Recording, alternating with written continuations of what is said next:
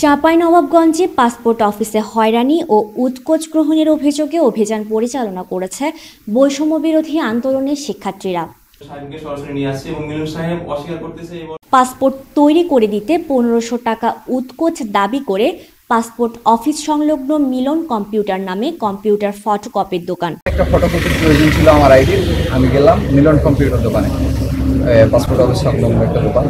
তো উনি বলছে যে আপনার কি সমস্যা। তো আমি ওকে খুলে বললাম যে এই সমস্যা হয়েছে আমার। তো বলছে আমাকে 1500 টাকা দেন, আমি আপনার এখনই ফিঙ্গার করিয়ে দেবো। উনি বলছি, তো আমি বলছি এটা কীভাবে সম্ভব। বলছি সব সম্ভব, আপনি টাকা দেন আমি করিয়ে দিচ্ছি। সাধারণ জনগণের এমন অভিযোগের প্রেক্ষিতে সোমবার দুপুরে হাজির হয় শিক্ষার্থীরা। এক পর্যায়ে দোকানের মালিককে নিয়ে মুখোমুখি করা হয় পাসপোর্ট অফিসের সহকারী পরিচালকের অফিস কক্ষে।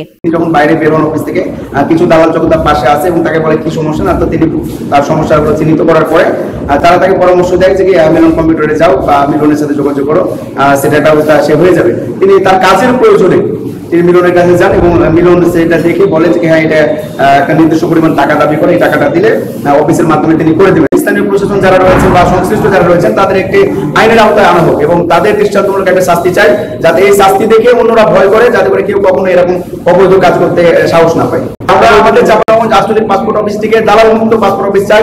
শিক্ষার্থীদের জেরার মুখে অতিরিক্ত অর্থ নিয়ে পাসপোর্ট করার কথা স্বীকার করে ওই দোকান মালিক। এমনকি শিক্ষার্থীদের সামনে ক্ষমা চান তিনি। যেহেতু আমি ভুল করেছি, আগামী দিনগুলোতে আমি আর ভুল করবো না।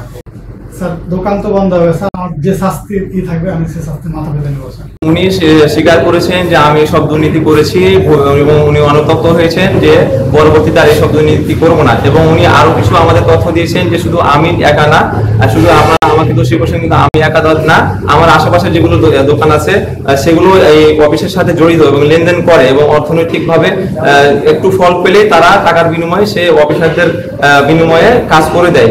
এবং শুধু এখানে না, আশেপাশের দোকান না, আমাদের পুরো চাঁপাইনবাবগঞ্জের 5টা উপজেলাতে অনেক দোকান আছে যারা এই সিন্ডিকেটের সাথে জড়িত। তা আমরা চাই যে এই সিন্ডিকেট ভেঙে যাক। চাঁপাইনবাবগঞ্জ আঞ্চলিক পাসপোর্ট অধিদপ্তরের সহকারী পরিচালক বিষয়টি তদন্তের আশ্বাস দিলে ক্ষান্ত হয় বৈষম্য বিরোধী আন্দোলনের শিক্ষার্থীরা। ভবিষ্যতে চাঁপাইনবাবগঞ্জ আঞ্চলিক পাসপোর্ট অফিসে যাতে কোনো দুর্নীতির ঘটনা না ঘটে সে বিষয়ে সজাগ দৃষ্টি রাখার অঙ্গীকার ব্যক্ত করেন শিক্ষার্থীরা। যিনি এই কাজ করেছেন তিনি স্বীকার করেছেন এবং আমার অফিসের একজন সহকর্মীর নাম বলেছেন। তো যিনি আমার অফিসের সাথে সংশ্লিষ্ট আছে তার বিরুদ্ধে আমি বিভাগে আমার ডিপার্টমেন্টে চিঠি লিখবো তার বিরুদ্ধে ব্যবস্থা নেওয়ার জন্য।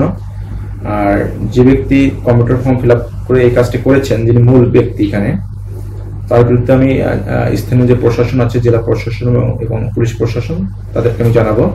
তারা হয়তো আইন ব্যবস্থা নেবেন। যে অভিযোগগুলো পৌঁছায় আমি সেই অভিযোগগুলো প্রত্যেকটা অভিযোগে আমি অ্যাড্রেস করি। ভবিষ্যতে এই ধরনের কাণ্ডগুলো যেন না রিপিট হয়। Desk news, media express.